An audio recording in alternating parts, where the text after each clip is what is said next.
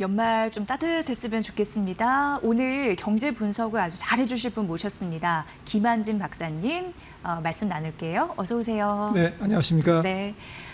이제 12월 FOMC가 지나고 시장이 어떤 분위기일까 싶었는데 그리고 계속 이제 매파적인 발언들이 연준 쪽에서 나오는가 봐요. 여기에 시장이 좀 깜짝깜짝 놀래고 있지 않나 이런 생각이 드는데 박사님 어떻게 보셨습니까? 네, 예. 10년물 국채금리가 조금 아직은 괜찮은데 네. 조금 꿈틀꿈틀 거리고 있고요. 지난주에 금요일인가요? 지금 트럼프 대통령이 신임 연준 회장 케빈 워시와 케빈 네. 해시를 두 사람을 언급하면서 두 사람을 좀 다 열어놨어요, 가능성을. 그러면서 앞으로 누가 되든지 신임 연준 의장은 백악관이랑 나랑 네. 상의를 해야 되겠다. 금리를 자기가 결정하겠다라고 예. 얘기하면서 금리가 오히려 튀었습니다. 시장은 상당히 조금 얄궂죠. 예. 사실 금리를 트럼프 대통령이 1%까지 내리는 게 좋다. 이런 얘기도 했는데 실제로는 이루어질 가능성이 높지 않지만 시장은 오히려 금리가 불안정하는 그러한 요인이 확인이 되고 있습니다. 네. 그 이유는 돈을 많이 푸니까 성장률은 높아지겠지만 물가는 안 잡히겠죠. 그렇죠. 예. 그러니까 사실은 장기 금리는 이제 올라가는, 아무리 기준금리를 내려도 시장 금리가 불안할 수밖에 없는 그런 요인들을 트럼프가 모르는 바는 아니겠지만 네. 아무튼 시장은 좀 그런 측면에서 금리를 둘러싸고 어수선한 환경이고요. 그래도 금리 인하를 바라고 있죠. 그렇죠. 지금. 그러니까 이게 참 물가가 안 떨어져서 금리를 팍 낮출 수도 없는 계속 연준의 그런 고민은 이어지는 것 같습니다.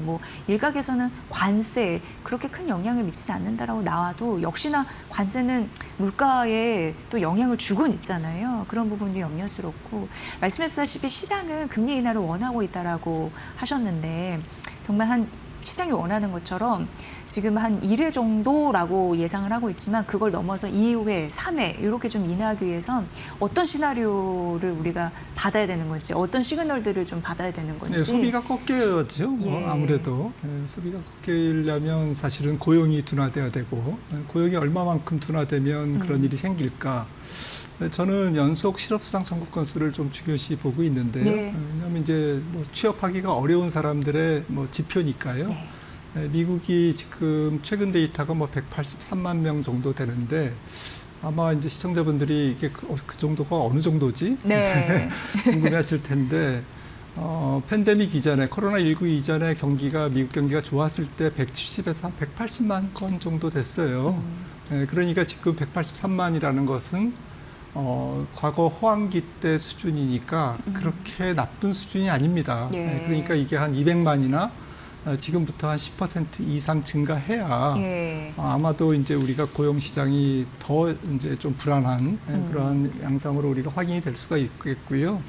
또 한 가지는 이제 실업자 수인데 실업자 수가 숫자로는 지금 760만인데 실업률로는 4.4%. 네. 실업률로 보면 지금 최근에 한 0.3%포인트 올랐지만 실업자 수 760만은 아직까지는 미국 소비를 급격히 악화시킬 정도는 아니라고 보고 있습니다. 그래서 예. 이것도 이게 조금 더 올라와야 그래서 결국엔 소비가 줄어야 소비가 얼만큼 줄면 연준이 금리를 공격적으로 내릴 거냐, 네. 심지어는 50bp 비컷을 할 거냐라는 것은 제가 볼 때는 실질 물가를 제외한 물가를 감안한 실질 소비 지출이 지금 2.5%거든요. 한 1% 미만으로 떨어지면 예. 그러면 이제 완전히 뉴스에 예, 그러네요. 도배가 될 예, 겁니다. 예. 미국 소비 얼어붙었다. 쉽지는 않을 것 같네요. 네, 그런데 맞습니다. 그래서 좀 시간이 남았다는 거죠. 네. 지금 연준이 공격적으로 금리를 내리기 위해서는 경기가 무너져야 되는데 그러네요. 고용이 또 소비가 무너져야 되는데 그러려면 조금 시간이 필요하다. 그 얘기는 사실은 시장에서는 연준은 금리를 굉장히 갑론을박 연준위원들끼리 치고받지만 고용이 버티고 있고 경기가 버티고 있고 경기 침체 위험이 낮으니 시장은 뭐 상당히 골디락스 경기를 좀 즐길 수도 있는 그런 매크로 환경이라고 보고 있습니다. 네. 그러니까 어떻게 보면 미국 경제의 굉장히 근간은 소비인데 소비가 확 꺾여야 된다는 건 침체로 가는 국면에서 뭔가 불꽃이 이제 튀어야 되는 건데 안 좋은 얘기로 그런 부분을 과연 우리가 볼 수 있을까? 뭐 그런 그러니까 금리 인하가 시장이 원하는 대로 안 나올 가능성도 네. 있겠네 이런 생각이 듭니다. 맞습니다. 예. 그럼 자연스럽게 달러는 어떻게 우리가 계산을 해야 되는 거예요?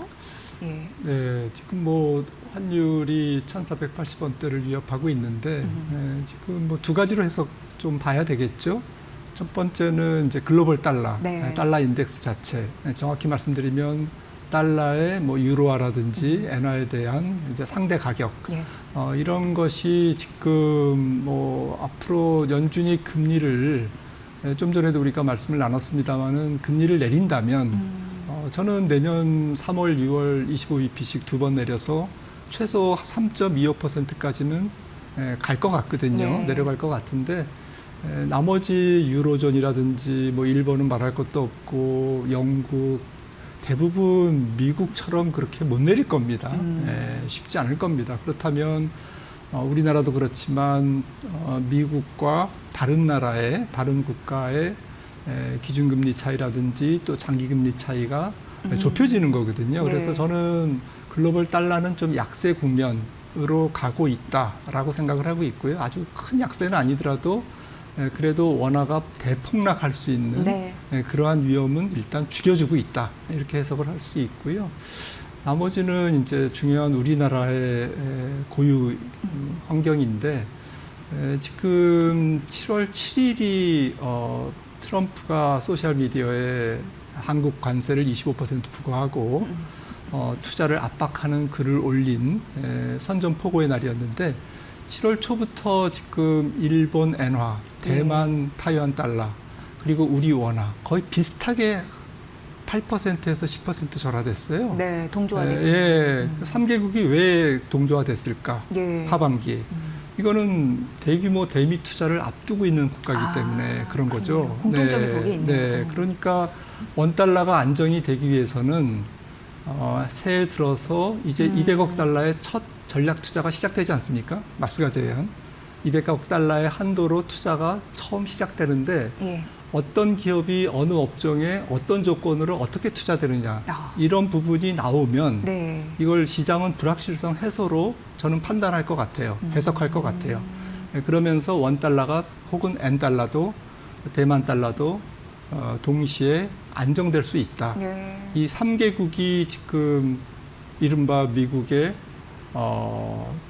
이번 통상 정책의 가장 큰 피해국이거든요. 그러니까요. 이 불확실성이 네, 이 네. 부분의 불확실성이 사라져야 됩니다. 아, 그렇네요. 그러니까 우리가 어느 정도 전체적인 규모를 투자하는 건 아는데 그 세부적인 내용이 나와야지 그런 불확실성에서 해소돼야지 뭔가 환율에 대한 그런 심리적인 그런 부분이 안정되지 않을까. 맞습니다. 200억 네. 달러가 뭐 외화 자산 운용 수익에서 발생한다고는 하지만 작년 올해까지는 안 나가는 돈이었잖아요. 그러니까요. 대규모 200억 달러라는 적지 않은 외화가 예. 어쨌거나 나가니까 환율은 지금 스트레스를 받고 있습니다. 근데 우리뿐만 아니라 엔화도 스트레스를 받고 있다. 이게 3개국이 좀 동행하는 흐름들이 나타나고 있다고 하는데 지금 BOJ 통화정책회의 앞두고 금리 인상 어느 정도 될 거라고 예상은 하고 또 예전에 우리가 급발진 뭐랄까 그 엔케리 트레이드 청산에 대한 그 불안감을 한번 경험해 본 바가 있어서 네. 그런 또 이게 될 건가 안 될 건가 뭐 제한적일까 아닐까 그러니까 이런 또 얘기도 좀 많이 나오고 있는 것 같아요. 관전 포인트는 뭐라고 보세요? BOJ는 네. 금리를 아마 올릴 것 같습니다. 뭐 보도에 따르면 지금 동경도 물가가 2.7% 굉장히 위협적으로 올라가고 있고. 네. 지금 뭐 다카이치 내각이 대규모 지금 그 추경을 지금 준비하고 있죠. 네. 그래서 이런 부분이 엔화가 약세로 가는 지금 그런 부분에서 만약에 BOJ마저 금리를 올리지 않는다면 엔화가 뭐 훌쩍 160엔을 넘고 이것은 이제 또 일본의 물가 상승으로 또 결국에는 경제 체력의 악화로 악순환을 이어갈 거기 때문에 네. 아마도 이제 조금 뭐 진퇴양난인데 일본 중앙은행 입장에서는 그래도 완만하게 띄엄띄엄이나마 내년까지 올해 이번에 지금 12월에 올리고 또 내년에 한 2번 정도 올리지 않을까 싶어서 그런 측면에서는 말씀 주셨듯이 이제 엔캐리의 청산 대규모로 일본 저금리에 이제 그것을 못 사겠다 그러면서 네. 이제 밖으로 나간 돈들이 네. 다시 이제 집 나간 돈들이 일본으로 돌아오면 결국엔 뭐 일본 자금이 미국 국채도 팔고 또 주식도 팔고 하면서 전 세계 자산이 조금 뭐 폭락하는 거 아니냐 이제 이런 위험이 있는데 한국은행의 분석에 의하면 뭐 그 규모는 전체 엔캐리 자금의 한 10분의 1 정도라고 하니까요. 그리고 이제 일본은행이 중앙은행이 금리를 뭐 공격적으로 올릴 수는 없을 겁니다. 굉장히 엔화를 보면서 엔화가 위협적으로 올라갈 때마다 이제 브레이크를 거는 그런 역할을 하기 때문에 그렇게 우려하지 않아도 되지 않을까라고 생각을 하고 있습니다. 네. 갑자기 드는 생각이 일본 하면은 최근 이제 중국 관계를 계속 네. 떠올리게 되는데 확실히 이제 미국 편에 있어서 뭔가 대응하려는 듯한 움직임을 보이고 있잖아요. 이거에 대한 파장은 어떻게 보세요? 일본이 예. 중국과 이렇게 갈등을 계속 보이면서 그러게요. 이런 거는 뭐 사실 뭐 조금 뭐 최근에 미국의 전략 보고서도 나오고 합니다만은 약간의 이제 대륙별 각자 도생 뭐 이런 측면에서 사실은 일본 편을 들어야 마땅할 미국이 조금 애매한 태도도 취하고 있고 그래서 좀 이런 국제 정세가 불확실성이라는 표현밖에는 적절한 표현이 안 떠오릅니다. 지금 전 세계 무역 질서가 분절되고 있고 자유무역이 후퇴하고 있는 상태에서 지정학적으로도 미중 관계가 쉽게 회복되지는 않을 듯한 그런 분위기고 그리고 미국의 입장이 자유우방 국가인 일본을 조금 약간은 거리를 두는 이제 이런 측면이 복잡하게 그래서 이런 부분들이 사실은 뭐 환율 시장에도 알게 모르게 녹아 있겠죠. 그런데 이런 부분이 뭐 크게 당장 시장을 위협할 그런 이벤트라고 보기는 어렵고요. 지금 변화하는 세계 질서의 그러한 현상 중에 하나다라고 봐야 되겠습니까? 네. 그래도 이제 듣고 나니까 정리가 되네요. 이제 산타랠리 이게 좀 정말 됐으면 좋겠는데 글쎄요. 여러 가지 또 불확실성에 쌓여 있어서요. 관문은 뭐라고 보세요? 우리가 이거를 얻으려면. 네, 결국에는 지금 많이 오른 빅테크 주가가 지난주에 뭐 굉장히 폭락을 했는데 사실 브로드컴이 많이 폭락한 게 지난 주말에 사실은 뭐 4월 관세 날 이후에 200% 가까이 올랐거든요. 그러게요. 네. 189%. 그러니까 연초이로. 사실은 조정을 받을 수밖에 없는 압력이 굉장히 있는 거죠. 압력이 존재하고 그러다 보니까 웬만큼 좋은 뉴스 아니면 혹은 뭐 약간의 기대감을 조금 빗나가는 그러한 실망 펀더멘탈 뉴스가 나올 때마다 시장이 크게 흔들리는 것은 당연지사인데, 근데 이거를 우리가 전체적으로 내년도 S&P 500 EPS의 증가율이 올해 12%에서 내년에 13% 이렇게 보고 있는데 월가의 컨센서스가요. 제가 볼 때는 달성 가능성이 높아 보이거든요. 지금 기업들이. 그래서 몇몇 기업들이 조금 흔들릴 수는 있으되 전체적으로 지금 분기마다 우리가 받아보는 미국의 빅테크들의 이익이 나쁘지 않다면 그렇게 우리가 조금 산타랠리 크던 작던 뭐 큰 산타랠리는 아닐지라도 또 이어서 또 내년 1월 장세 뭐 기대해 봄직하지 않을까 생각을 합니다. 네, 다행이네요. 그러니까 이게 허무맹랑한 것이 아니라 펀더멘탈은 살아있다. 실적으로 벌고 있는 기업들도 있어서 결과적으로 나중에 보면은 옥석 가리기 과정이 아닐까 이렇게 좀 이해하실 수도 있겠네요. 투자자분들이. 맞습니다. 네, 오늘 연말 전략 이렇게 쭉 정리해드렸는데 여러분 마음속에 무언가가 이렇게 좀 남아있는 그런 시간이 됐으리라는 생각이 듭니다. 내년도 좀 많이 나와주셔서 저희 전략 잘 챙겨주세요. 네, 알겠습니다. 네, 김한준 박사님과 함께했습니다. 고맙습니다. 네, 감사합니다.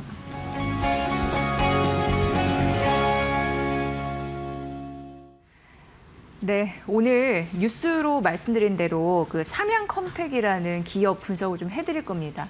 계약 소식이 있었잖아요. 어떠한 효과를 또 발휘할 수 있을지 주가 측면에서도 고려해 보시면 좋을 것 같아서요. 조호진 탁교훈 뉴스 대표 모셨습니다. 어서 오세요. 예, 안녕하세요. 네, 반갑습니다. 전차용 장갑 공급 계약이잖아요. 예. 근데 장갑은 뭔가 따뜻하게 해주는 건데 또 그런 의미인지 궁금한데요. 예, 예. 그 개념 설명부터 좀 예, 부탁드릴게요. 맞습니다. 네. 일단 오늘 설명드린 삼양컴텍에 대해서 이제 본질이 이제 전차용 장갑이기 때문에 장갑이라는 것이 어떤 의미인지를 먼저 잘 인지하시면 나중에 삼양컴텍에 대한 종목에 대해서도 잘 기억할 수 있을 것 같습니다. 네. 우리가 겨울에 추울 때 쓰는 이제 손에 쓰는 장갑, 그 장갑이 아니고요. 그 한자가 다릅니다. 우리가 보통 손에 끼는 장갑은 손바닥 장자를 쓰는 장갑이고요. 이 오늘 소개시킨 삼양컴텍의 이제 전투용 장갑은 이 갑자가 이제 갑옷할 때 갑자입니다. 그러니까 전투할 때 그 뭔가 외부에서 나를 공격을 하는데 공격에서 나를 방어해주고 보호해준 게 네. 갑옷 아닙니까? 네. 그런 의미에서 이 전차에다가 그런 외부의 공격을 갖다가 막아주는 그런 장갑이다. 그런 갑옷이다. 이렇게 이해하시면 되겠습니다. 네, 방탄 이런 예, 느낌이 예. 드네요. 근데 이제 사실 전차 한 대에 굉장히 비싸다면서요. 그렇죠. 근데 예. 그걸 이제 보호하는 것도 굉장히 중요한 역할을 하겠네요. 예. 그리고 일단 대규모 계약을 체결한 부분이잖아요. 그 예. 계약 내용도 혹시 아시나요? 예, 예. 그 전차가 한 대가 우리나라는 좀 싸게 공급을 합니다. 그래서 한 200억 정도인데 이게 이제 미국 같으면 이제 그보다 훨씬 그 단위가 늘어납니다. 네. 그러면 전차 한 대가 200억이면 싼 게 200억이고 많아지면 800억, 1000억이 되는데 이러면 전차 한 대가 사실 외부의 공격에 그 노출돼 가지고 갑자기 이제 제 기능 상실한다. 무기 기능도 없고 달릴 수도 없다. 이러면 사실은 난감한 상황 아닙니까? 그래서 이제 전차를 보호하는 건데 삼양컴텍이 이제 12일 날 현대 로템에다가 이제 계약을 체결했다. 그래서 계약 금액이 868억 원이고 전년 매출 대비 무려 61%입니다. 그래서 사실 공시가 눈에 띄는 공시인데 이 정도로 사실은 전차에 필요한 장갑이라는 게 존재한다는 사실을 아시는 분도 계시면 모르시는 분도 계실 거고 그러면 삼양컴텍은 당연히 전차를 비롯해서 다양한 많은 어떤 방산 무기에 보호용 장비를 갖다가 실질적으로 독점하는 기업입니다. 그러면 이런 보호용 장비가 방산의 매출이 늘어나면 삼양컴텍의 매출도 같이 늘어나는 그런 구조다 이렇게 이해하시면 되겠습니다. 그래서 삼양컴텍이 이번에 그 현대 로템에다가 이제 전차를 보호하는 장갑을 갖다가 납품하는데 무려 이제 전년 매출 대비 61%이고 이것은 사실은 그 현대 로템의 K2 전차를 비롯해서 K2 전차가 사실 곳곳에 많이 팔리죠. 이번에는 이제 그 폴란드용 그 전차에 납품하는 건데 다른 맥락에서 또 전차 공급이 필요하다면 삼양컴텍의 어떤 그 매출과 그 영업이익도 같이 올라갈 수밖에 없는 그런 구조다. 이렇게 이해하시면 되겠습니다. 네.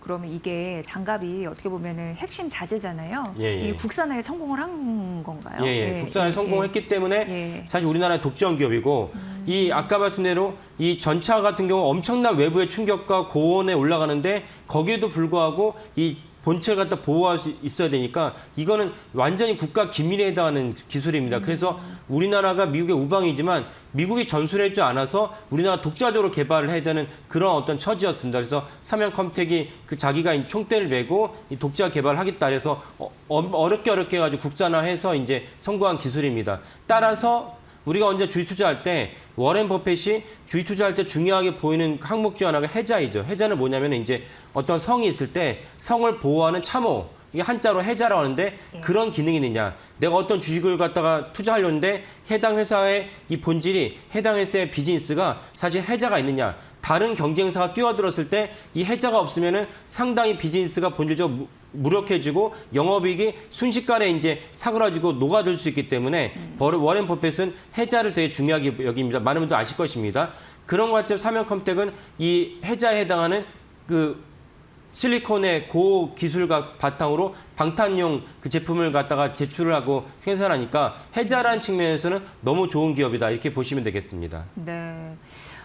생각해보면은 3년 전부터 우리나라 방산 이런 부분이 해외에 많이 주목을 받지 않았나라는 그렇죠. 생각이 예, 예. 듭니다. 그렇다면은 이때부터 매출이나 주가나 이런 부분이 좀 들썩였을 것 같기도 한데 예, 예. 실제로 그랬나요? 예, 그렇죠. 그래서 3년 전부터 우리가 러시아 우크라이나 물론 전쟁이 있으면 안 되지만 전쟁 어쩔 수 없이 펼쳐졌다면 전쟁을 막아야 되는 것이 또 옆방의 의무 아니겠습니까? 그래서 특히 동유럽에서 상시 우리나라는 전시 체제이기 때문에 금방 요구했을 때 3년 뒤에 줄게 이런 의미가 없죠. 뭐 당연히 옆 나라 우크라이나가 침공을 당하고 있는데 그래서 우리 K-디펜스가 많이 수출을 했습니다. 수출하면서 거 맞물려서 이제 현대 롯데의 K2 전체도 같이 팔려 나가니까 삼양컴텍의 매출과 영업이익도 같이 올라갔습니다. 지금 화면에 보이신 대로 매출이 올라갔던 걸 알 수가 있는데 다만 주가는 삼양컴텍이 올해 8월에 상장을 했어요. 그러다 보니까 사실 2년 전부터 상장했기 때문에 주가의 변동폭이 크게 있겠지만 올해 8월에 상장했기 때문에 그에 따른 수혜는 좀 적게 누렸다. 하지만 아까 말씀대로 매출은 계속 올라왔기 때문에 그 22년부터 23년 사이에 연평균 매출액이 58%가 성장했습니다. 이거는 고스란히 아까 말씀드린 삼양컴텍 말고 다른 곳에서 이걸 갖다가 대체할 수 있는 그 기업이 없기 때문에 삼양컴텍이 고스란히 이제 그 전쟁에 대해서 혜택을 누리고 있다. 이렇게 이해하시면 되겠습니다. 네. 현대, 롯데 뭐 이런 부분으로 비교를 할 수 있는 부분들이 이제 분명히 있을 텐데 그런 부분 좀 인상적이긴 하네요.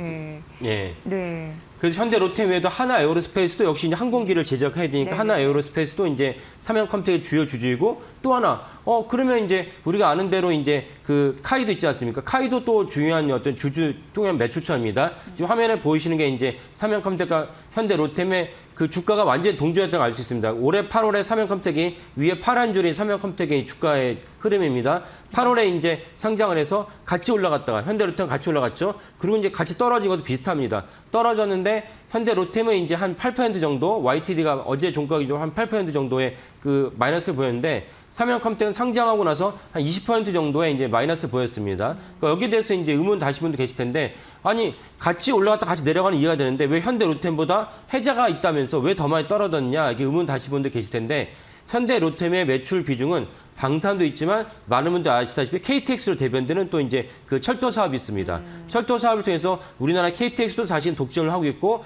거기서 머무르지 않고 당연히 현대그룹의 현대차의 이제 일원이기 때문에 현대롯데는 이집트에도 팔고 다른 나라도 이제 KTX를 팝니다. 그러다 보니까 뭔가 방산에 대한 어떤 문제나 그 주가가 하락할 때도 또 하나의 축이 되는 이제 철도 부분이 있기 때문에 그래도 현대 롯데의 주가가 버티고 있었다. 하지만 삼양컴텍은 오롯이 방산만 있다 보니까 방산에 대한 전체적인 시장의 어떤 분위기, 보통 센트럴에게는 그 분위기가 안 좋을 때는 삼양컴텍의 주가 하락률이 더 좀 깊었다 이렇게 이해하시면 되겠습니다. 그러니까 주가가 어떻게 보면 이제 차별화된 현상에 대해서 말씀해 주셨는데 그 포트폴리오가 이제 쏠림 현상이 있는지 아니면 예. 고루 분배가 돼서 어떤 부분이 약할 때 그걸 상쇄할 수 있는지 그 개념에 대해서 말씀해 주셨네요. 예. 그러니까 그런 부분도 좀 잘 장착되는지 봐야 될 것 같은데 매출과 주가 내년 전망 어떻게 보세요? 예. 현재 주가가 안 좋은 거는 방산업종이 안 좋은 거는 어쨌건 러시아, 우크라이나가 이제 계속 종전 협상을 하고 있다고 생각하니까 주가가 안 좋습니다. 근데 제 생각은 뭐 쉽지 않을 것 같고 왜냐면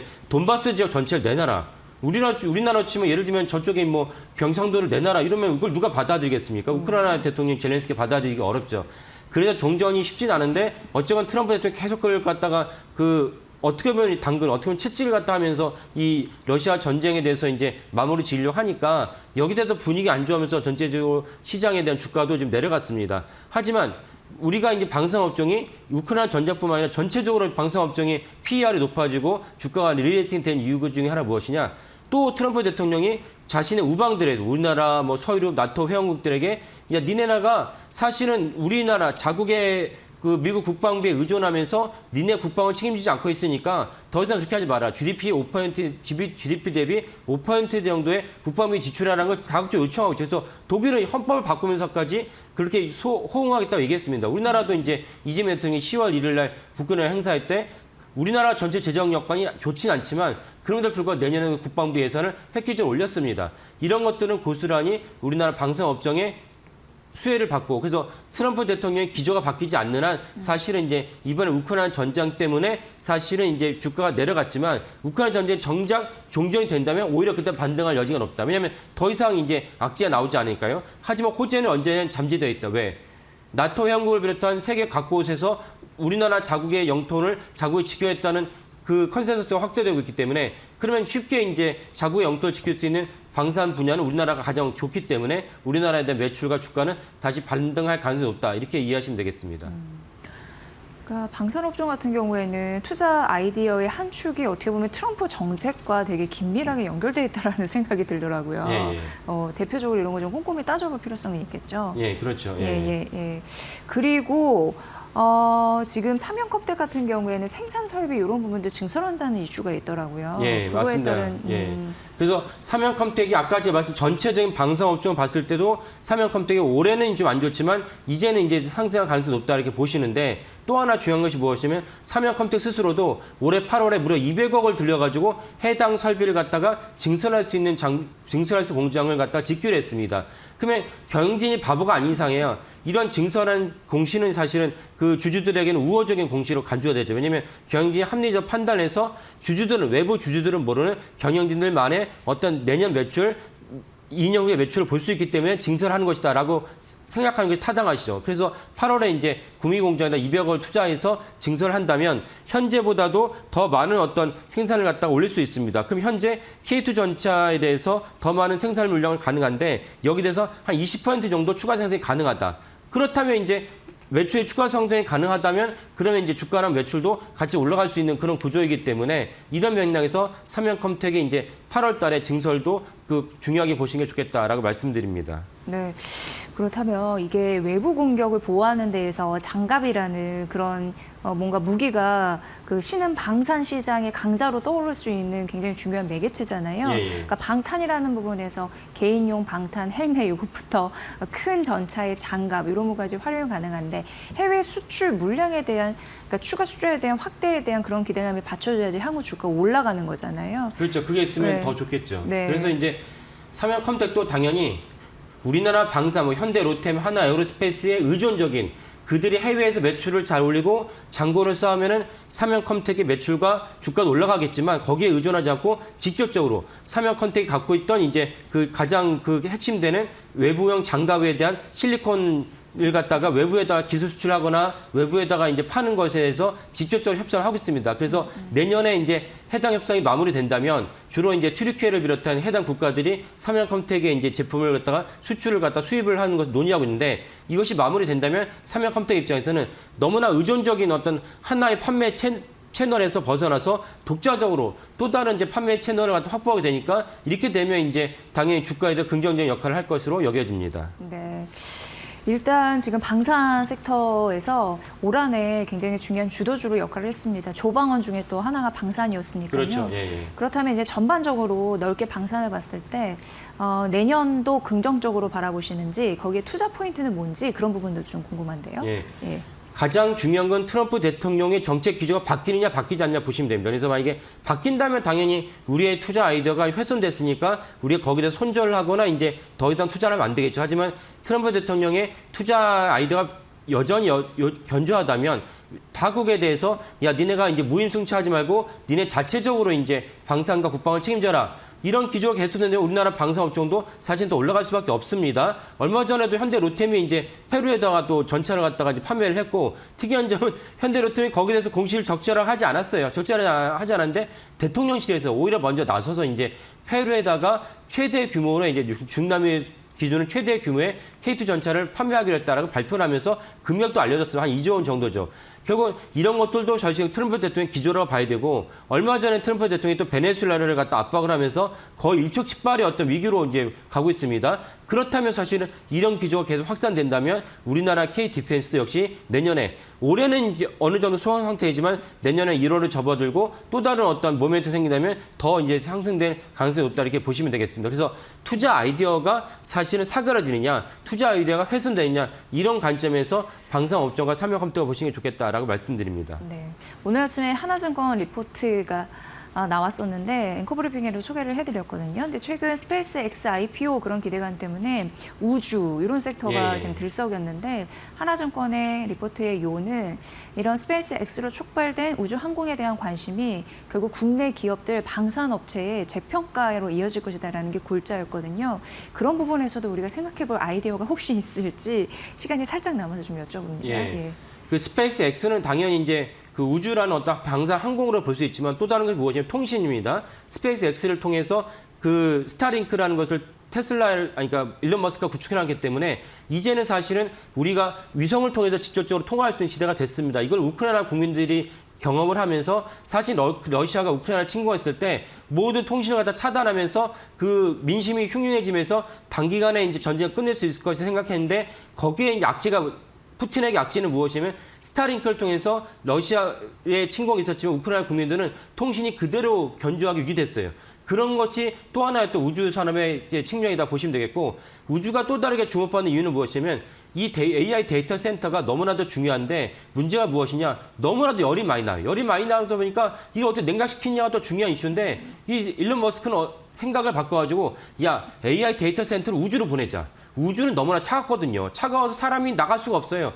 그러니까 열에 대한 문제가 없으니까 똑같이 아까 말씀드린 통신도 되는데 왜 AI 데이터 센터가 안 되겠냐. 그래서 우주로 올린 다음에 거기서 많은 어떤 그 연산작용을 거기서 한 다음에 우리가 필요한 쿼리라고 하죠. 인풋 데이터를 집어넣어서 아웃풋을 받으면 뭐가 문제냐. 참 일론 머스크다운 정말 참신하고 네. 혁신적인 반응인데 이 때문에 사실은 이제 그 스페이스 X에 대한 가치가 올라가면서 IPO도 나오고 있는 것입니다. 많은 분들 아시겠지만 그 관련된 주가도 최근에 이 아이디어가 떠오르면서 그날 갑자기 주가 30% 올랐어요.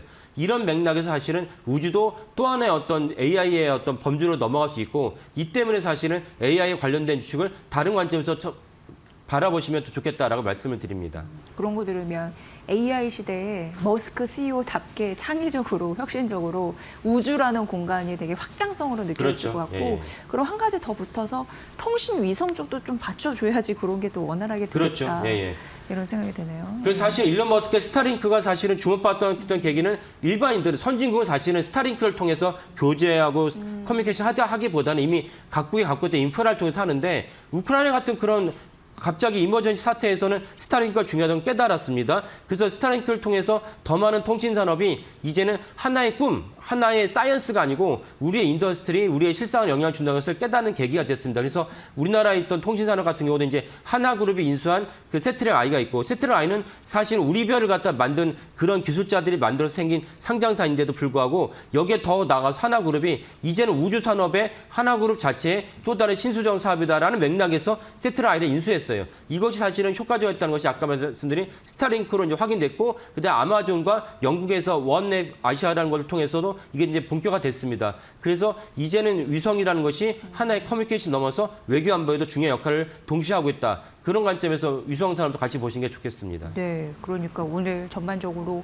AI, 우주, 통신, 위성 이런 부분이 다 연결이 되어 있네요. 예. 이렇게 우리나라 K 방산 기업이 제 가치, 그러니까 제 평가 이런 부분을 받는다면 이렇게 오늘 말씀드린 방산 신흥 강자, 삼양 컴태 이런 부분에 대한 밸류도 K로 묶여서 더 가지 않을까 이런 생각을 남몰래 좀 해봤습니다. 여러분도 K 방산 내년에도 또 잘 갈 수 있게끔 관심 많이 가져주시면 좋을 것 같습니다. 조호진 타쿄뉴스 대표와 오늘 삼양컴텍 기업 분석해드렸습니다. 고맙습니다. 예, 감사합니다.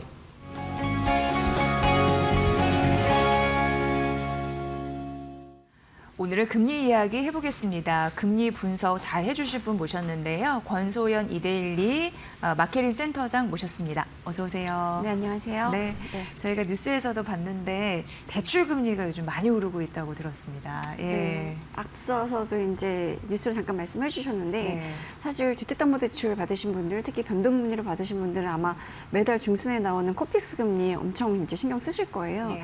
이게 중순쯤에 은행연합회가 이제 공시를 하거든요. 근데 어제 공시가 된 걸 보니까 11월 기준으로 신규 취급액 기준 코픽스 금리가 2.81%를 기록을 했어요. 예. 전월 대비로 보면 0.24%포인트 상승을 한 건데 이게 9월부터 이제 석 달 연속 오른 거거든요. 그래서 이제 절대 수준으로 보면 올해 3월 이후 8개월에 가장 높은 수준이고 이 상승폭 자체만 보면 2022년 11월 이후 3년 만에 최대폭이었습니다. 이 코픽스라는 거는 이제 8개 국내 은행이 조달한 자금의 가중 평균 금리인 건데요. 네. 사실 은행이라는 곳이 그렇잖아요. 낮은 금리로 이제 예금을 받아서 그 돈을 높은 금리에 대출해 주면서 그 차이만큼 이자를 받아서 그러니까 결국 이자 장사하는 게 이 은행의 가장 기본적인 비즈니스 네. 모델인 건데 뭐 자금을 조달할 때 뭐 예적금을 받아서 할 수도 있고 사실 은행채를 발행하기도 해요. 은행채 발행해서 시장에서 자금 조달을 하기도 하는데 이 예금금리나 은행채 금리는 어쨌든 간에 이제 은행 입장에서 보면 빌려줄 돈을 마련하는데 드는 비용인 거고요. 네. 그리고 이제 조달할 때 든 비용이 얼마냐라는 게 이제 이게 코픽스라는 이 지수로 이제 산출이 되는 거거든요. 이 금리가 오르면 은행이 돈을 더 비싸게 조달했다는 거고 이 금리가 오르면 대출금리도 따라 오를 수밖에 없는 건데 지금 이제 제가 말씀드린 거는 신규 취급 기준 그러니까 이제 11월 한 달 동안 은행이 신규로 조달한 금액, 네. 그 금액에 대한 비용인 거고 이제 잔액 기준 코픽스도 따로 나와요. 그 잔액 기준으로 보면 2.83%인데 이거는 오히려 이제 전월 대비로 0.02% 하락했고요.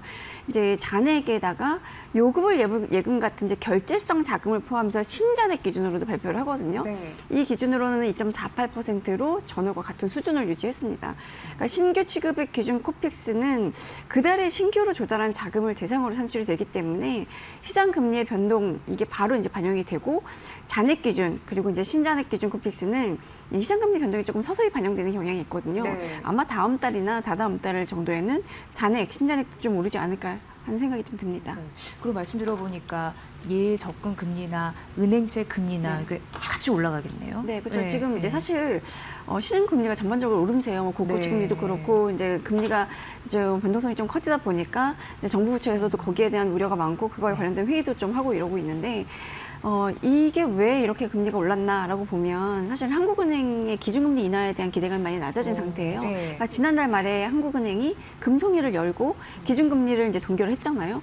이게 4번 연속 동결인데 이 사실은 이제 동결이라는 결정보다도 사람들이 이제 앞으로 한국은행이 어떻게 할 것인가를 이제 더 주목해서 보는데 그 기준금리 결정을 하고 나면 통화정책 방향 의결문이라는 걸 발표합니다. 이 통방을 발표하는데 거기에 이제 문구를 뜯어보면 한은이 앞으로 금리를 어떻게 하겠구나라는 이제 어찌 말하면 단초 같은 걸 좀 얻을 수 있어요. 근데 지난달 걸 보면 인하 기조였던 표현을 인하 가능성으로 바꿨고 추가 인하 시기를 추가 인하 여부로 바꿨거든요. 그러니까 이제 시장에서 보기에는 이제 인하보다는 조금 이제 관망하는 자세로 돌아섰구나라는 이제 해석을 좀 했었고 결국 이제 매파 비둘기보다는 매파로 좀 많이 읽혔었죠. 그래서 이제 내년 상반기까지는 한국은행이 금리를 동결하겠구나, 인하할 일은 없겠구나라는 이제 인식이 높아지면서 뭐 좀 이제 금리가 오름세를 보이기 시작했는데 사실 이제 물가 안정세가 조금 더딘 상황이고 또 환율이라든가 뭐 부동산 그리고 가계부채 같은 요인들이 좀 굉장히 많이 부각이 되고 있잖아요. 이런 상황에서 금리를 인하하기는 좀 쉽지 않은 상황이고 그러면 이제 금리 동결이 예상보다 길어질 것이다라는 전망이 높아진 상황에서는 어쩔 수 없이 이제 전반적으로 시장 금리가 오를 수밖에 없고 여기에 은행세 금리라든가 예적금 금리도 예외는 아닌 거죠. 사실 이제 코픽스에서 정기예금이 차지하는 비중이 75에서 80%로 절대다수거든요. 그러니까 이 금리가 오르면 코스피에 영향을 많이 주는데 시중은행 예금금리 보니까 지난 9월만 해도 이게 한 2.45% 수준이었었어요.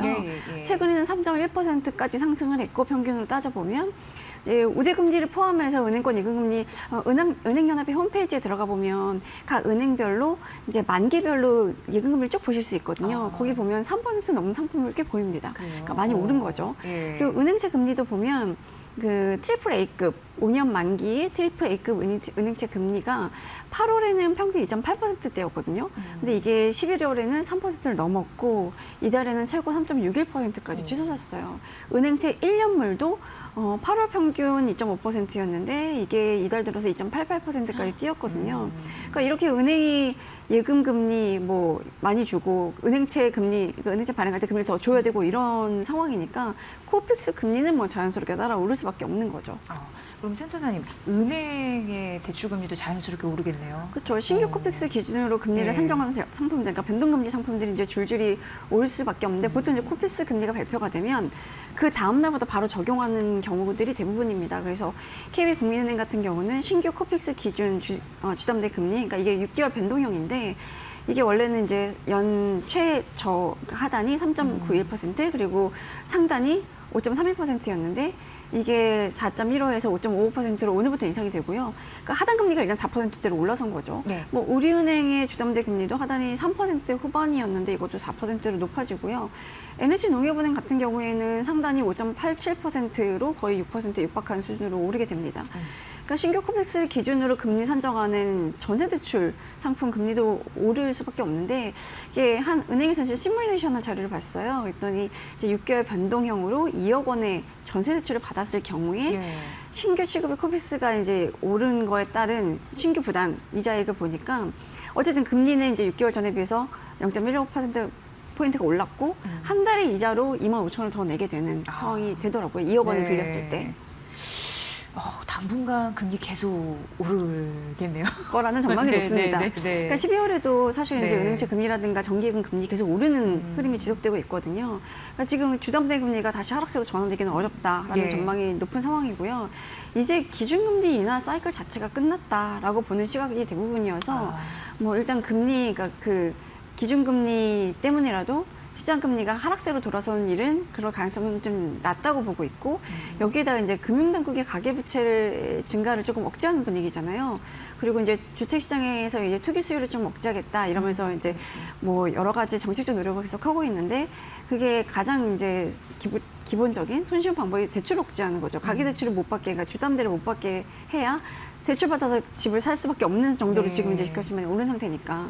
이런 상황이라면 은행들이 주담대 금리를 낮춰가면서 영업을 할 이유가 전혀 없죠. 그러니까 사실 시중금리가 오르더라도 은행들이 대출을 좀 늘리고자라고 하면 우대금리 같은 거, 그러니까 뭐 이제 우리가 대출 받을 때 우대금리를 이제 적용하잖아요. 그래서 우대금리는 사실 은행이 결정하는 영역이거든요. 그래서 우대금리 같은 거를 적용해서 대출금리를 낮춰줄 수도 있는데 지금 일단 시기상으로는 연말에는 원래는 은행들이 대출 총량을 맞추는 시기예요. 그래서 가상금리를 높여가면서 대출 관리를 해오는 시기거든요. 네. 근데 이제 시장금리가 높아진 상태니까 이제 가상금리를 뭐 추가로 높이거나 이러지는 않겠지만 여기서 금리를 낮출 이유는 전혀 없다는 거죠. 그러니까 여러 가지 요인상 당분간은 뭐 대출금리 낮아질 일은 없을 것 같다라는 생각이 좀 듭니다.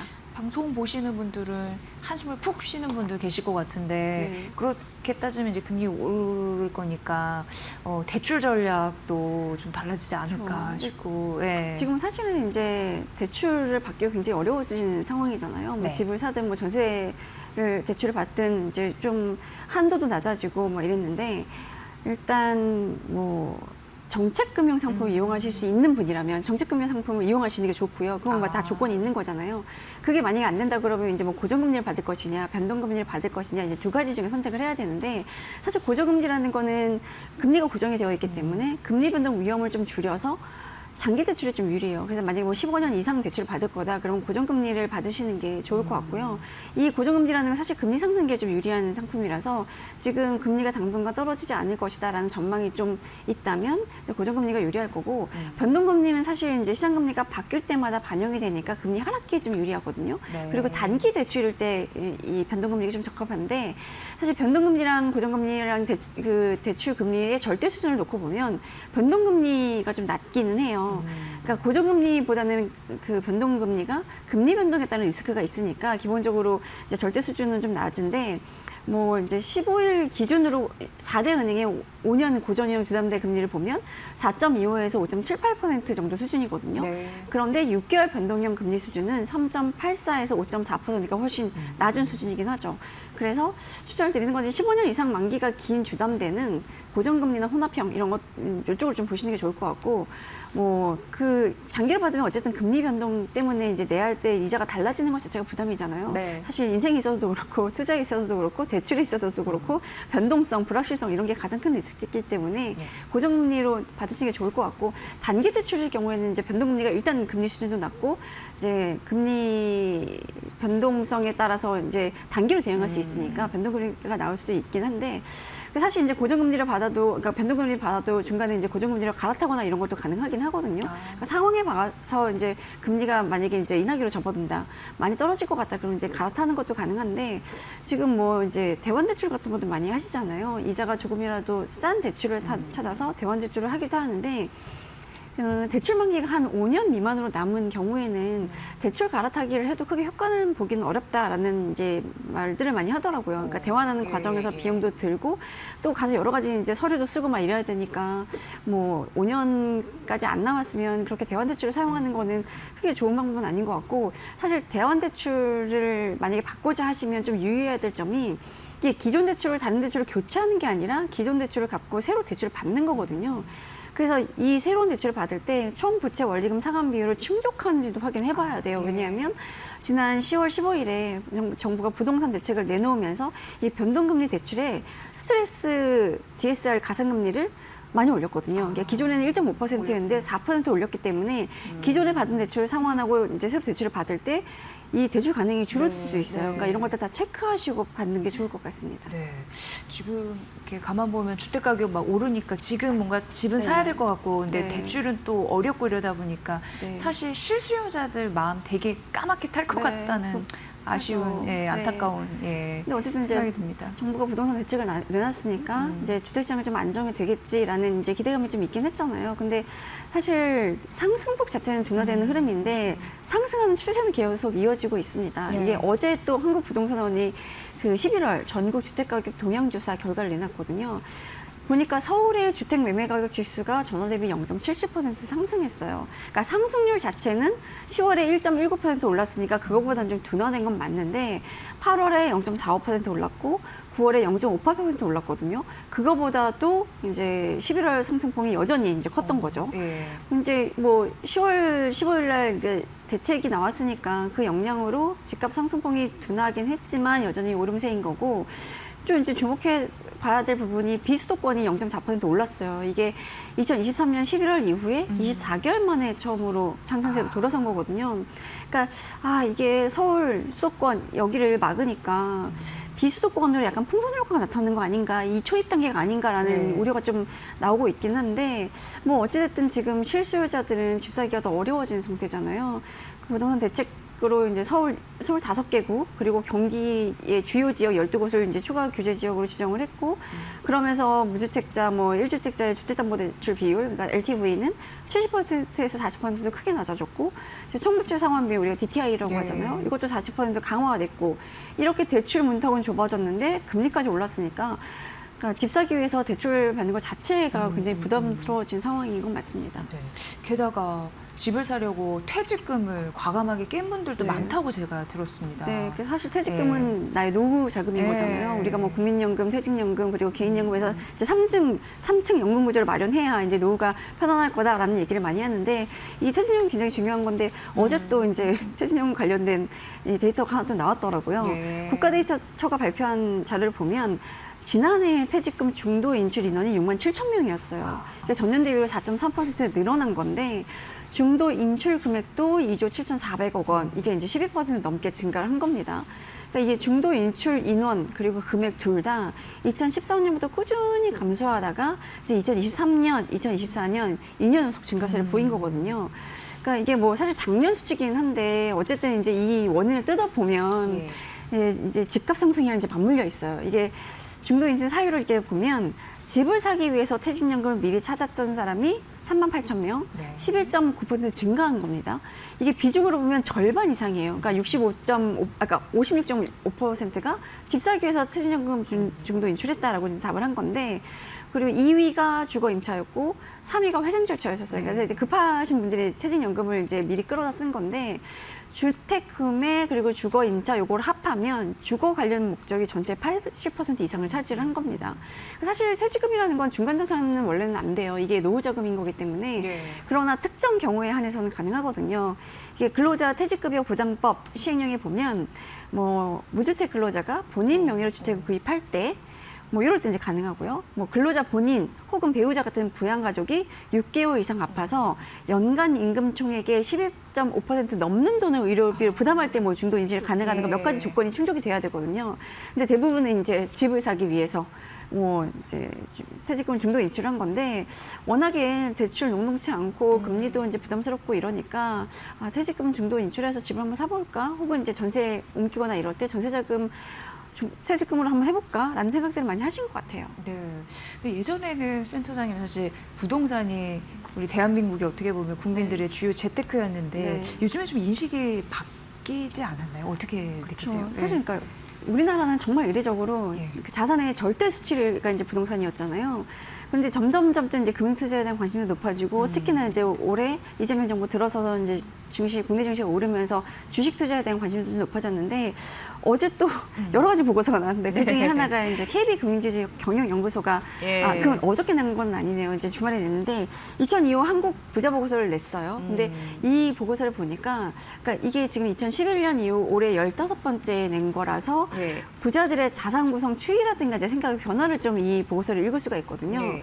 이 조사는 금융 자산 10억 원 이상 그리고 거주주택을 포함해서 부동산 자산이 10억 원 이상 있는 만 20세 이상 총 400명을 대상으로 조사를 한 거거든요. 그러니까 뭐 그 모수가 그렇게 이제 적지는 않아요.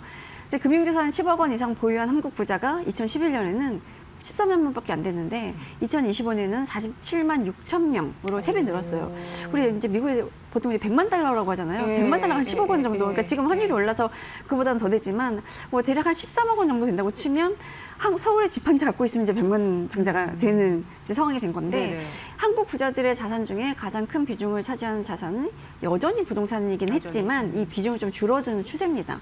2011년에 부동산이 차지하는 비중이 58.1%였거든요. 그런데 이게 2025년에는 54.8% 줄었고요. 반대로 금융자산 비중은 2011년 36.9%에서 2025년에는 37.1%로 뭐 0.2%포인트긴 한데 좀 늘긴 했어요. 네. 사실 어찌 보면 이제 금융자산은 사실상 큰 변동이 없었는데 부동산 비중은 줄었잖아요. 그럼 어디선가 늘었을 텐데 네. 어딘가를 봤더니 금이나 보석 같은 실물 자산 그리고 코인 같은 디지털 자산에 코인도. 대한 투자가 늘면서 이 기타 자산의 비중이 좀 늘어난 거예요. 그럼 이제 우리가 여기서 관심을 둘 만한 것은 그러면 이런 이제 부자들은 어디에 관심을 둘 거냐, 앞으로 어디에 투자를 할 것이냐인 거잖아요. 근데 이제 관심사를 딱 물었을 때는 지난해도 그랬고 올해도 그렇고 관심 대상 1위는 국내 부동산 투자였어요. 이게 37% 정도 나왔는데 2위가 국내 금융 투자였거든요. 네. 근데 이 격차가 좀 좁혀져서 부동산 투자에 대한 관심은 37.3%, 금융 투자는 37% 크게 차이는 나지 않았습니다. 그리고 그 다음이 이제 금, 보석 같은 실물 투자, 그리고 그 다음 관심사는 국내 경제 동향 정보 수집. 그러니까 공부를 많이 하시는 거예요. 부자가 되기 위해서 공부를 많이 하신다는 생각이 좀 들더라고요. 그리고 이제 한국 부자들의 미래 투자 전략을 보면 어디에 투자를 하실 거예요? 투자 전략은 뭐예요? 이렇게 여쭤보면 네. 지금 이제 불확실성이 크니까 기본적으로는 지금 현상을 유지하겠다라는 답이 이제 대체적으로 많았는데 단기, 그러니까 내년, 그리고 중장기, 향후 3에서 5년, 그 사이를 두 가지 기간을 놓고, 고수익이 예상되는 유망 투자처로 어떤 자산을 보시냐라고 물었을 때는 주식이 공통적으로 1위로 주식, 꼽혔습니다. 예. 절반 정도가 이제 주식 꼽았는데, 주식에 대해서 투자 금액을 늘리겠다는 의견이 17% 정도였고, 투자 금액을 줄이겠다는 의견은 5.8%밖에 안 됐어요. 그러니까 늘리겠다는 의견이 한 3배 정도 이제 높았는데, 아마 내년에는 국내 증시, 뭐 해외 주식도 마찬가지겠지만 해외 증시는 약간 지금 환율이 많이 오른 상태라서 원화값이 떨어지고 그랬잖아요. 그래서 조금 이제 주춤한 상태인 것 같고 국내 증시에 대한 관심들이 계속 이어지지 않을까 하는 생각이 좀 듭니다. 네, 정말 실생활 고민 지점 딱 말씀해 주시면서 금리 분석해 주시니까 되게 흥미롭네요. 이런 네. 부분은 오늘도 역시 잘 들었습니다. 권소연 센터장과 함께했습니다. 고맙습니다. 네, 감사합니다.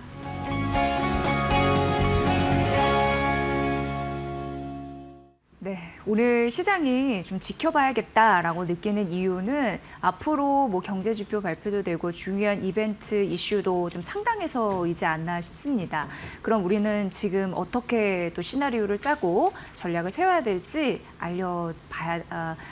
좀 해봐야 될 텐데요. 송재경 디멘전 투자자문 대표 모셨습니다. 말씀 나눠보도록 하겠습니다. 어서 오세요. 안녕하세요. 네. 그동안 정부 셧다운 때문에 경제지표가 좀 깜깜이었는데 좀 발표되는 거 앞으로 주목이 될 것 같고 지금 연준 차기회장에 대해서도 굉장히 궁금해하세요. 네. 이게 내년 전반적으로 경쟁에 어떤 영향을 미치게 될지 궁금해서 네. 이 진단부터 네. 출발을 해봐야 될 것 같습니다. 예, 일단 우리가 FOMC 12월 달 어쨌든 잘 넘기면서 기대감이 어느 정도 있었는데 생각보다 뭐 시장은 좀 지지부진합니다. 네. 예, 그런데 어쨌거나 이제 그때 그러니까 12월 FOMC 때 8월 의장이 이제 향후 지금 발표되는 그 통계에 대해서는 미리 이렇지만 지금 바람을 좀 빼놨죠. 무슨 말이냐면 그때 이제 고용 지표를 앞으로 좀 우리가 중요하게 볼 텐데 고용 시장을 파월 입장에서는 하지만 그 셧다운 장기화에 의해서 나오는 데이터들이 너무 부풀려졌거나 왜곡되거나 이랬을 가능성이 꽤 있기 때문에 조금은 더 우리가 조금 떨어져서 몇 개월치를 본 다음에 우리가 판단을 해야 되겠다라는 얘기를 했습니다. 그래서 실제로 보면 10월 수치는 그 미국의 고용 신규 일자리가 마이너스 10만 개 감소, 10만 개 감소인데 이번 11월은 또 한 4만 개 또 증가, 뭐 그러니까 이런 식으로 업앤다운이 심하지 않습니까? 그래서 결국은 12월 수치까지 다 놓고 평균적으로 3개월간 어느 정도 변했는지를 방향성을 보면서 1월 달 FOMC에서 그것에 대한 평가를 좀 내리겠다, 이제 이런 얘기를 하는 거로 보셔야 될 것 같아요. 그래서 네. 당분간 발표되는 경제 지표 때문에 시장이 크게 급등락할 가능성은 조금 낮아졌다. 그 이유는 연준이 거기에 대해서 큰 반응을 하지 않을 가능성이 높기 때문에 그렇다라고 보셔야 될 것 같고요. 네. 그렇게 놓고 보면 이번에 CPI 발표 중요하긴 하지만 이전에 비해서는 그 강도는 좀 낮았다. 그러니까 너무 높아지지만 않으면 큰 이슈는 없겠다. 이렇게 말씀드리고요.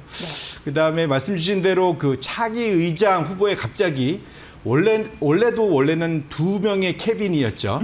예, 2명의 케빈 원래 해시시 엄청 앞서가다가 지금 보시면 하늘색이었는데 뭐 거의 확정적인 느낌까지 한 달 전까지 받았다가 갑자기 지난 주말부터 갑자기 케빈 워시 얘기가 갑자기 나오면서 트럼프가 또 다른 이제 워시 또 다른 케빈도 상당히 좋다 뭐 이렇게 얘기하면서 사실 역전이 좀 됐습니다. 그만큼 트럼프가 지금 사실은 해시시 마음속에 들긴 하지만 아마도 주변에서 해시에 대한 그 뭐랄까요, 그 시장의 평가나 이런 것에 대해서 부정적 코멘트를 좀 많이 하는 것 같습니다. 그러다 보니까 트럼프가 주변에 귀를 열고 있다라는 모습을 보여주기 위해서라도 지금 현재 지금 둘을 놓고 저울질을 하는 것처럼 보여지고 있는데요. 사실은 여기서 진짜 숨어 있는 뒤에서 숨은 사람은 해시과 워시가 아니라 베센트라고 보셔야 될 것 같아요. 재무장관이요? 예, 재무장관 베센트가 사실은 이 모든 과정을 뒤에서 설계하고 관리하고 있다 보셔야 될 것 같고요. 누가 되든 실제로 수렴청정이라고 하죠.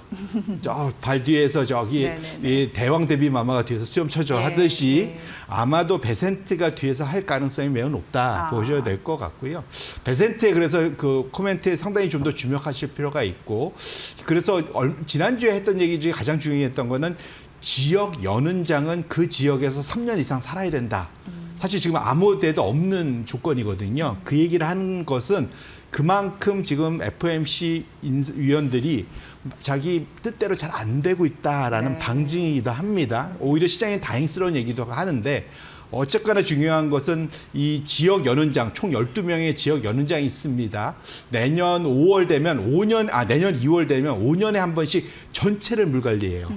그래서 내년 2월에 지역 연은장 물갈이에 소위 그 트럼프 친화적인 사람이 얼마나 들어가냐 여부가 오히려 지금 상황에서는 해시냐 워시냐 보다도 더 중요할 가능성이 높다. 그래서 결국은 앞으로 베센트의 코멘트와 지역 연은장의 친트럼프적인 인사가 얼마나 드러나냐가 오히려 내년도 전반적인 미국 통화 정책에 더 큰 방향성을 전달할 수 있다는 측면에서 주목하실 필요가 있겠다는 말씀드립니다. 네, 결국 현재 정권의 입맛에 맞게 누가 되든 될 거니까 그냥 그런 큰 틀은 바뀌지 않을 거니까 약간 그래서 예전보다는 흥미도가 좀 떨어지지 않나 이런 생각이 들고 주목은 되더라도 맞습니다. 그런 생각이네요. 그리고 이제 굉장히 시장을 받쳐줄 수 있는 중요한 요소가 유동성이잖아요. 근데 이제 금리도 인하가 되면서 어떻게 보면은 유동성에 대한 기대는 있었는데 최근 시장을 보면은 잘 반영은 안 되는 것 같다라는 느낌도 있었습니다. 그렇다면 이제 올해는 얼마 안 남았잖아요.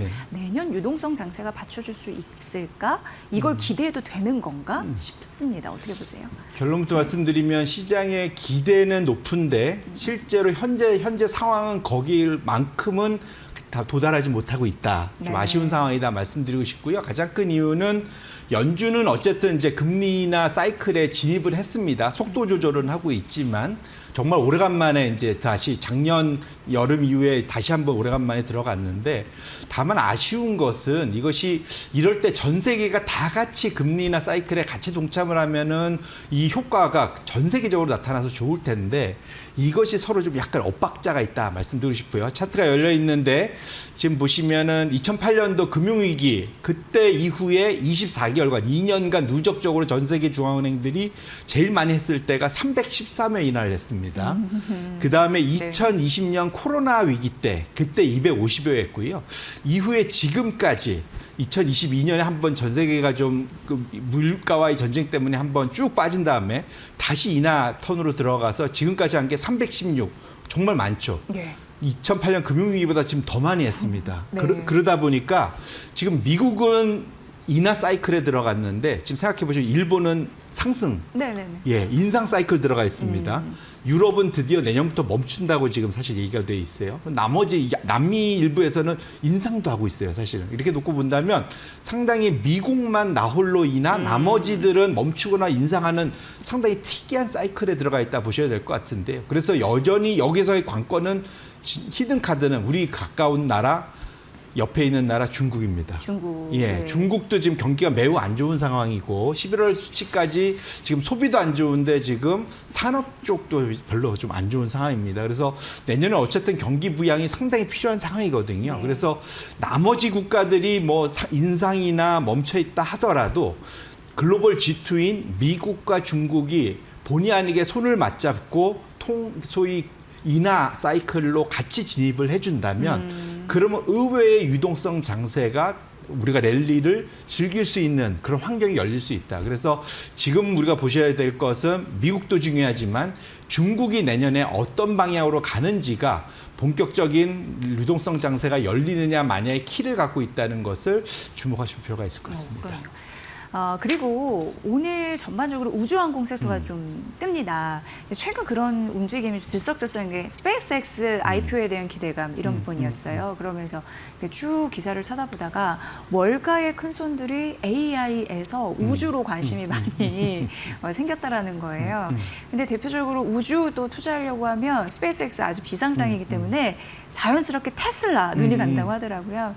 근데 테슬라를 보면은 최근 로보택시, 휴머노이드 로봇 이런 부분이 다 그 있잖아요. 하여튼 장착되는 신기술 이런 부분의 대표적인 상징인데 이러다 보니까 이런 섹터에서 산타랠리가 예, 촉발될 수 있겠다 이런 생각을 하게 되는데 맞습니다. 어떻게 봐야 될까요? 일단 AI가 지금은 사실은 불확실성이 좀 높아져 있는 상태. 실적은 잘 나오지만 근데 반면에 지금 실적이 그렇게 좋지는 않지만 미래 꿈이 있는 이제 이런 분야에 대한 그 소위 투자자들이 이제 넘어가는 그런 상황은 어찌 보면은 뭐 새로운 이제 출구가 될 수 있겠죠. 네. 그래서 갈 수 있는데 다만 조심하셔야 될 것은 그만큼 꿈을 보는 데들은 또 변동성도 클 수밖에 없습니다.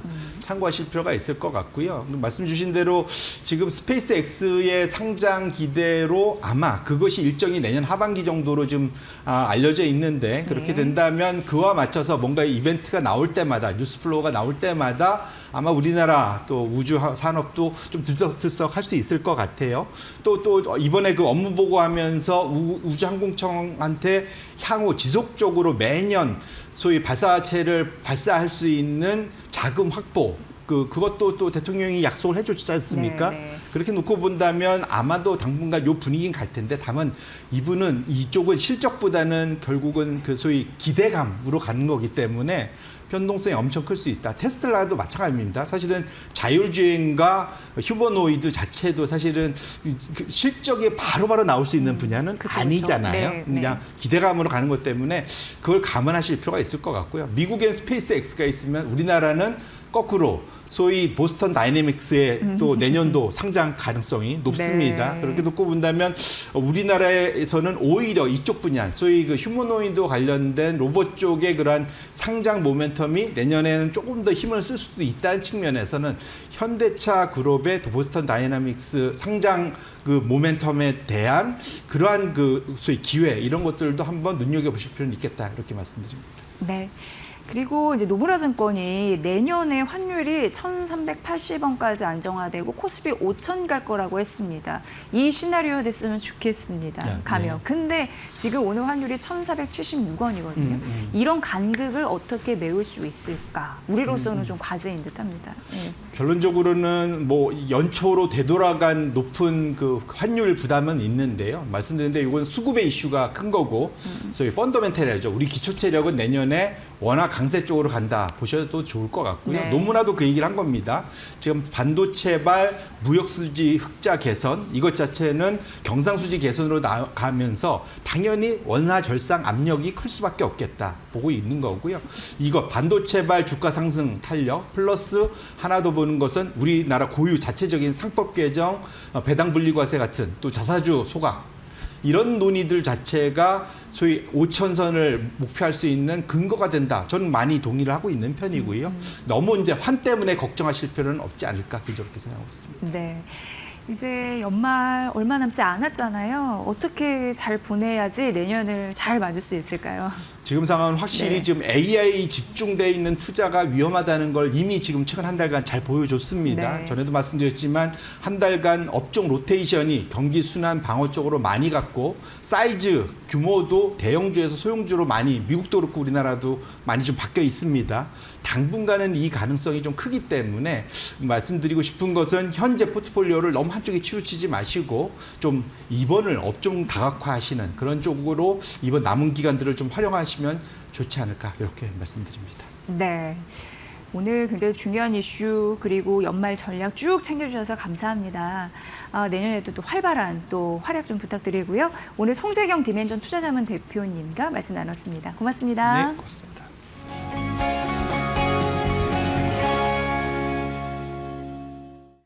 네, 오늘 기업 분석 해드리는 시간이고요. 오늘 기업은 SJG 세종이라는 그런 기업입니다. 이재모 독립리서치 아리스 대표님 모셨습니다. 어서 오세요. 네, 안녕하세요. 네, 반갑습니다. 일단 기업 소개하기 전에 이제 오늘 굉장히 중요한 소식이 있었잖아요. 네. 마이크론의 실적 발표 있었는데 시간에 거래에서 7에서 8% 급등을 했습니다. 네네. 그래도 오늘 시장은 웬일인지 좀 조용한 흐름을 보여주고 있어요. 네. 이거 어떻게 좀 우리가 봐야 되는지 그 코멘트를 네. 좀 해주시죠. 네, 예. 일단은 뭐 마이크론을 비롯해서 뭐 다음 달에 삼성전자 SK 실적 나오겠지만 지금 메모리 반도체 쪽 이제 실적이 좋을 건 다들 알고 있는 내용이지 네. 않습니까? 그렇기 때문에 특별히 뭔가 뭐 엄청나게 기대가 있었다든 이런 것보다는 당연한 정도의 시장 기대치 정도의 숫자들이 나오지 않았나 보겠고요. 물론 마이크론 이제 주가 반응이 시간에서 좀 많이 나왔습니다. 그래서 우리나라 시장도 이제 삼성전자, SK 하이닉스 초반에 장 초반에 주가 반응이 좀 나왔었고, 뭐 우리는 엄청나게 많은 것들이 올라갈 기대를 하겠지만 우리나라 기업들이 뭐 당장 다음 달 한 10일 전후면 삼성전자가 아마 4분기 잠정 실적 발표를 할 겁니다. 그러면 그때 좀 반응이 나올 가능성이 있기 때문에 오늘은 약간 어떻게 보면은 시장 기대보다는 좀 못 올라가는 그런 흐름들이 있는 것 같고요. 네. 결국 이 이야기들은 삼성전자, SK 하이닉스 각각의 기업들의 숫자를 한 번씩 더 확인하고 매수하겠다. 막 이런 이제 심리가 좀 깔려 있는 것 같고요. 그리고 올해 삼성전자, 하이닉스가 주가 공이 많이 올라와 있는 상태입니다. 여기서 추가로 더 가기 위해서는 오늘 마이크론이 시장에 가이던스를 제시한 것처럼 동일한 어떤 시각으로 앞으로 뭐 HBM이든 또 D램이든 이런 쪽에서 계속적인 호황이 있을 거다. 이런 이야기들을 강하게 해주는 게 중요할 것 같고요. 외국인들 이제 수급이 상당히 중요할 것 같은데 개인적으로 삼성전자는 늘 그렇지만 외국인이 비중을 담을 때 한 50, 56%대까지 비중을 실습니다. 삼성전자 비중을. 근데 지금 한 52, 3%대 담고 있기 때문에 네네. 여전히 외국인들 입장에서도 삼성전자를 담을 룸은 남아있다. 그렇게 놓고 보면은 외국인 입장에서는 앞서 말씀드린 것처럼 다음 달 삼성전자 잠정 실적 이런 것들을 좀 확인하고서 좀 꾸준히 매수가 좀 들어오지 않을까 이걸 기대해 보면 될 것 같습니다. 네, 그 포인트가 좀 궁금했습니다. 예, 잘 설명해 주셨고요. 그럼 바로 기업 분석 들어가 보도록 하겠습니다. 오늘 어떤 기업을 소개해 주실지 일단 사명을 들었을 때는 좀 낯설게는 느껴져요. 예. 네, 그럴 수밖에 없는 네. 기업인데 사실 과거에는 세종공업이라고 하는 전통적인 자동차 부품 기업이라고 보시면 될 것 같아요. 동사 같은 경우에도 약간 이미지 뭐 쇄신이라든지 이런 것들 때문에 사명을 이제 변경을 얼마 전에 했던 거고요. 그래서 예. SJG 세종이라고 지금 사명을 변경을 해서 지금 계속 거래가 되고 있고요.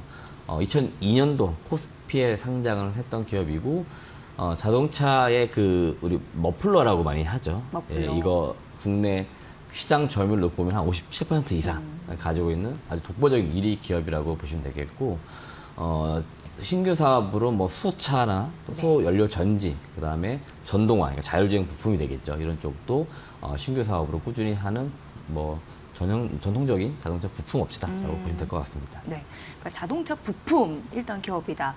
주요 사업은 어떻게 구성이 되어 있어요? 사업 내용이요. 예. 일단은 앞서 말씀드린 것처럼 뭐 예. 머플러라든지 또는 이제 유해가스를 제거하는 이제 네. 배기계 시스템 이런 게 이제 메인 제품이라고 보시면 될 것 같고요. 전장 부품이나 소차 이런 쪽은 각각의 자회사들이 영역의 사업인데요. 전체 매출 어떤 포션 놓고 볼 때는 앞서 말씀드렸던 백 시스템이 거의 압도적으로 많습니다. 여기서 대부분의 매출과 영업이익이 사실은 나오고 있고요.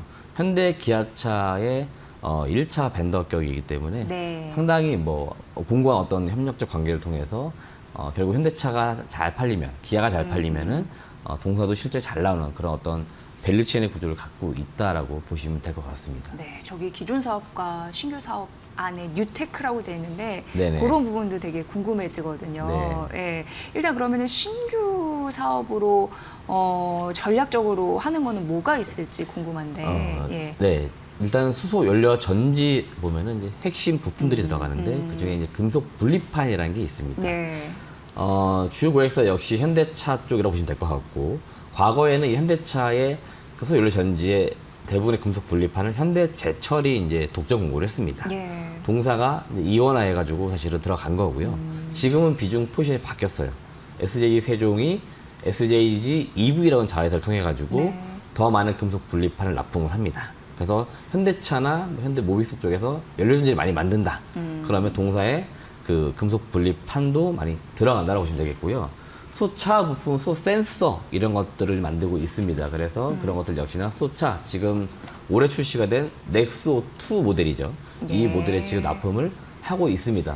물론 넥소 1 때도 납품을 했고요. 그래서 최근에 이 넥소 차량도 잘 팔리고 있거든요. 그러니까 이런 쪽도 매출이 조금씩 올라오는 모습이 있습니다. 뭐 시장에서는 엄청나게 더 많이 팔리게 기대하지만 아직은 시장이 서서히 열리고 있기 때문에 많은 매출이 뭐 늘어나는 게 아니라서 눈에 띄지는 않지만 그래도 이런 신규 사업들 꾸준히 지금 오랜 기간 해왔었고, 그러다 보니까 사실 동사가 주가가 제일 강했던 시기가 20년, 21년 요때입니다. 요때는 이제 전전 정부죠. 여기에서 수소와 관련된 정책들이 많이 나왔었고, 이럴 때 모멘텀도 좀 받았었다라고 보시면 될 것 같습니다.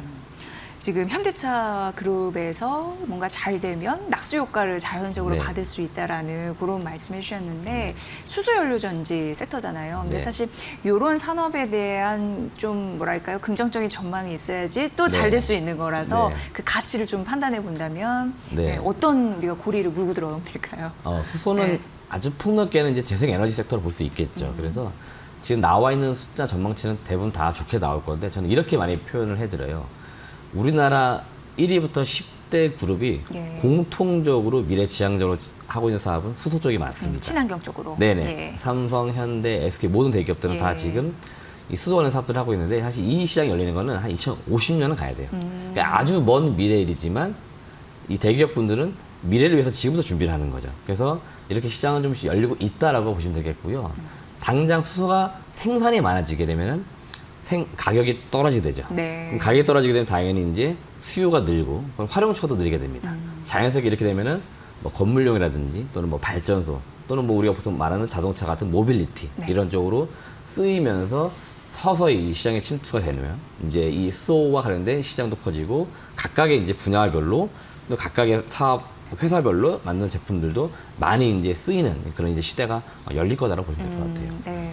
어떻게 보기에는 아직까지는 초기 시장이 어느 정도인데 네. 그걸 빠르게 이제 치고 들어가면서 시장 점유율을 이제 늘려가는 네. 그런 대기업들의 전략들. 네네. 그 안에 예, 부품, 금속 분리판하는 이 기업 네. 역시 예, 잘 봐야 될 필요성이 있겠네요. 그러면 3분기 실적은 어떻게 나왔습니까? 일단 3분기가 누적 실적이 매출액이 1조 4천억, 영업이익이 841억 나왔습니다. 제가 8월달 탐방 갔을 때 연간으로 봤을 때 올해 한 영업이익 900억 정도 나오면은 네. 잘 나올 거다 봤는데 이미 3분기까지 841억이니까 아, 얼추 지금 4분기 지금 남은 요 시점에 제가 볼 때 한 1,000억 정도까지 영업이익을 찍을 수 있을 것 같아요. 그래서 제가 볼 때는 실제 상당히 지금 잘 나오고 있다라고 보시면 되겠고 지금 표에 나오는 것처럼 23년도 영업이익이 300억대, 24년도 500억대, 올해 지금 900억대를 추정했는데 거의 뭐 1,000억 가까이 나올 것 같아요. 내년도에 제가 볼 때 한 1,100억에서 1,200억까지 나올 것 같습니다. 그러니까 매출 영업이익은 계속해서 증가하는 사이클이 나올 것 같기 때문에 동사가 실적이 계속 좋아지고 있는 걸 체크해야 될 것 같고 과거에는 영업이익이 상당히 좋았는데 저 단기 순이익이 좀 안 좋았습니다. 네. 그러니까 자회사들의 손상차손 반영들이 좀 많았습니다. 그러니까 영업이익 아랫단에 회계처리상 기타 비용이라든지 금융비용 이런 것들이 많이 나가다 보니 순이익이 좋지 않았는데 올해는 잘 보시면 순이익도 영업이익과 거의 유사하게 올라가고 있죠. 그래서 이뿐만 아니고 당기순이익도 상당히 지금 좋아지고 있고 요거는 내년도에도 그대로 이어집니다. 손상차손 반영이 작년보다 다 끝났습니다. 그렇기 때문에 올해 당기순이익이 엄청나게 좋아지고 있다고 보시면 될 것 같아요. 네. 그러니까 수익성 같은 부분을 긍정적으로 바라봐 주시는 거네요. 네. 그러면은 내년 실적에 대한 긍정적인 전망 또한 어느 포인트에서 잡을 수가 있을까요? 일단 최근에 그 차량 시장에서 나오는 단어들 중에 하이브리드 차가 하이브리드. 많이 등장을 예, 합니다. 예. 며칠 전에도 미국 쪽의 자동차 업체가 이제 전기차 쪽은 약간 좀 줄이고 하이브리드 차로 좀 전환한다 이런 이야기를 합니다. 그래서 이제 믹스 뭐 네네네. 이런 얘기도 많이 나오잖아요. 네, 그렇게 표현을 차량. 하는 거죠. 예. 예. 그러니까 내연기관에서 바로 전기차 넘어가려고 했는데 네. 이게 잘 안 되고 있는 거죠. 예. 그러니까 주 중간에 하이브리드 차가 있는 거죠. 그래서 동사도 사실은 배기 시스템이 내연기관 차에 들어가지만 하이브리드 차에도 들어가요. 그리고 하이브리드 차 들어갈 때는 오히려 부품이 하나 더 붙다 보니까 예. 소위 말하는 마진이 좀 더 올라간 제품을 팔게 되는 거예요. 더 쉽게 설명드리면은 국내 차 기준으로 소렌토 차가 있고 소렌토 하이브리드 차가 있습니다. 요 하이브리드 차가 더 비싸잖아요. 네. 요게 들어가는 부품도 비쌉니다. 아. 그러니까 동사가 한 개를 팔더라도 매출이 더 큰 거, 이익 마진이 더 큰 거를 팔다 보니까 네네. 실적이 계속 올라가고 있다고 보시면 되겠고, 그래서 이 배기의 시스템이 하이브리드 차 중심으로 들어가고 있는 점들을 우리가 역시나 내년도에 봐야 되는 게 가장 핵심 포인트 같고요. 수소차나 뭐 전동화 사업 이런 것들도 성장성이 있기 때문에 그런 쪽도 계속해서 보시면 될 것 같고, 특히 전동화 사업은 아센텍이라고 자회사가 있어요. 예. 이 회사도 지금 매출 영업이익이 계속 올라오고 있습니다. 이 회사는 지금 IPO 상장 준비를 하고 있거든요. 시장에서 지금 평가받는 게 한 2,000억, 한 800억까지, 3,000억까지 지금 보고 있습니다. 동사가 지분 86%를 가지고 있어요. 아, 그래요? 그러니까 지분 가치가 분명히 자회 상장할 때 나올 것 같아요. 예. 그렇기 때문에 전체적으로 기존에 하던 하이브리드 차 쪽에 배기어 시스템이나 이런 거 잘 되고 있고, 신규 사업 쪽도 지금 잘 성장한다 이렇게 보시면 됩니다. 네. 그 이쪽 하이브리드 차량 부품 판매의 역대 최대 실적을 기록한 거죠. 네네, 맞습니다. 그러면서 그 가치 이런 부분을 좀 네네. 부여받았다라는 부분이네요. 그럼 이제 시장 점유율 부분 같은 경우에 아까 86%. 배기 시스템 같은 예, 경우는 예, 한 예. 57%대. 아, 그래요? 예, 근데 어. 지금 2위 업체가 타 외국계 네, 회사로 인수가 네. 됐고 네. 사업을 좀 줄이는 것 같아요. 예. 자연스럽게 고객사로부터 물량을 더 내년부터 받을 것 같습니다. 이미 해외 쪽 법인은 물량을 좀 받은 것 같아요. 그래요? 자연스럽게 점유율도 올라갈 것 같습니다. 예. 자, 그러면 또 요즘에 주주분들은 우리가 얼마 정도 배당이나 뭐 환원을 받을 수 있을지 이런 거 신경 쓰시거든요. 그런 부분에서 메리트가 있을까요? 동사가 이제 네. 올해 단기 순이익이 많아졌잖아요. 그래서 그만큼 이제 배당 많이 할 것 같고, 지금 시장 추정치는 한 주당 360원 정도 예상하는 것 같아요. 예. 대략 계산해 보면은 시가 배당 수익률은 한 3.5에서 한 4%대, 예. 많게는 4.4까지 나오는 것 같아요. 왜냐면 자기가 매수 언제 했냐에 따라서 그쵸, 그쵸. 예, 주당이 다르기 네네네. 때문에 아마 배당 수익률은 평균 한 3에서 4%대 나오니까 상당히 고 배당 요소 매력도 있을 것 같고, 최근에 연기금도 꾸준히 담고 있거든요. 연기금이 이제 중장기 투자도 하지만 배당을 중시하지 않습니까? 예. 그래서 아마 그런 배당금에 대한 기대치를 또 가지고 있는 것 같아요. 그러다 보니까 주주 환원 정책도 하나의 모멘텀이 좀 되고 있다라고 말씀드리고 싶습니다. 네. 자, 그리고 마지막으로 이 기업에 대한 투자 포인트 쭉 정리해 주시면서 들어보도록 하겠습니다. 결국 실적과 밸류에이션을 말씀드려야 될 것 같은데, 동사가 제가 보고서 처음 썼을 때 PER이 2배였습니다. 네. 최근에 주가가 엄청 올라왔거든요. 예. 그래서 2.5배입니다. 근데 동종 업종 평균 PER 따져보면 한 5배, 많게는 8배까지 받고 있어요. 근데 동사가 지금 2.5배니까 사실은 지금보다 주가는 2배 이상 가도 사실 이상하지 않을 것 같고, 뭐 3, 4배 가도 사실 이상하지 않고요. 시가총액 놓고 보면 한 5천억대 정도 갈 가능성도 있어요. 과거에도 뭐 그 정도 갔었습니다. 네. 그러니까 무리한 시가총액은 아닌 거고요. 앞서 말씀드린 것처럼 내년도에는 영업이익이 1,000억 넘어갑니다. 이제 시가총액 5천억 가도 PER 한 5배 수준이에요. 그렇기 때문에 그런 부분도 봐야 될 것 같고, 최근 주가가 올라올 때 또 하나의 모멘텀이 뭐냐면은 자회사나 관계사 격인데 그 모비어스라는 로봇 기업이 하나 있습니다. 물류 네, 로봇을 네. 하는. 로봇이 그래서 또 이제 장착이 네네네. 그래서 최근 주가가 가파르게 올라올 때는 로봇 이슈는 로봇 테마도 받았어요. 그러다 보니까 동사가 사실은 주가 올라올 만한 투자 포인트는 넘쳐나는 거죠. 본업도 잘 되고 있고, 자회사 잘 되고 있고, 신규 사업 잘 되고 있기 때문에 모든 면에서 지금 다방면에 잘 되고 있어가지고, 그다음 주가는 싸게 거래되고 있어가지고 우리가 지금 이 시점에 한번 매수하면 좋겠다 이런 의견 드립니다. 네. 현대차 그룹의 밸류체인으로서 실적 이런 부분에서 긍정적으로 봐주셨던 그 하이브리드 차량 이런 분에 대한 긍정적인 모멘텀 보유하고 있는 SAG 세종에 대해서 말씀해 주셨으니까 이 부분 잘 참고해 보시기 바라겠습니다. 오늘 기업 분석 이재모 독립리서치 아리스 대표와 함께 나눠봤습니다. 대표님 잘 들었습니다. 네, 고맙습니다.